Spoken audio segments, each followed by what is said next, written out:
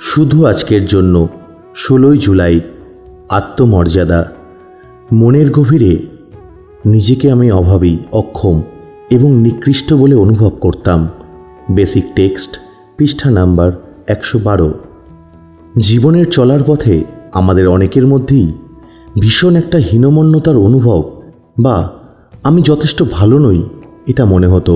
আমাদের মনের গভীর থেকে কেউ যেন ক্রমাগত চেঁচিয়ে বলতো, তুমি একেবারেই মূল্যহীন, অপদার্থ। আমাদের মধ্যে অনেকেই রিকভারির শুরুতেই বুঝে গিয়েছিলাম যে নিজেই নিজেকে ছোট ভাবার একটা প্রবণতা আমাদের আছে। আমরা কেউ কেউ হয়তো মনে করতাম যে আমাদের এই হীনমন্যতার বোধই আমাদের সব সমস্যার জন্ম দিয়েছে। এই হীনমন্যতাটা আমরা হয়তো পারিবারিক জীবন থেকে শিখেছি বা অন্যদের সাথে মেলামেশার থেকে এসেছে।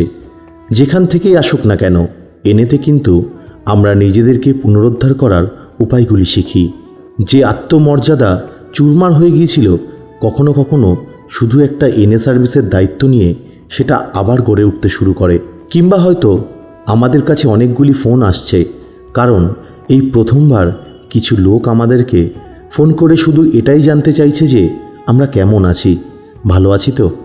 তারা আমাদের কাছ থেকে কিছুই চায় না, তারা শুধু সাহায্যের হাতটা বাড়িয়ে দিয়ে আমাদেরকে সাহায্য করতে চায়। তারপর আমরা একজন স্পন্সরকে পাই যে আমাদের বোঝায় যে আমাদের একটা মূল্য আছে, এবং যতক্ষণ না আমরা নিজেদের উপর বিশ্বাস আনতে পারি ততক্ষণ সে আমাদেরকে বিশ্বাস করে। আমাদের স্পন্সর আমাদের 12টা পদক্ষেপ ধরে এগিয়ে চলার পথ দেখায়।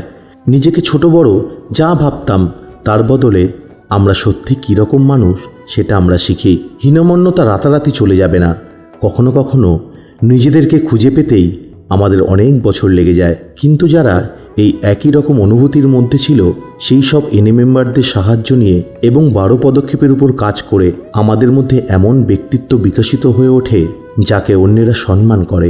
আর সবচেয়ে বড় কথা, আমরা নিজেরা নিজেকে সম্মান করি। শুধু আজকের জন্য আমি মনে রাখব যে আমি আমার উচ্চতর শক্তির ভালোবাসা পাওয়ার যোগ্য একজন মানুষ। আমি জানি যে আমি একজন দামি মানুষ যার মূল্য আছে।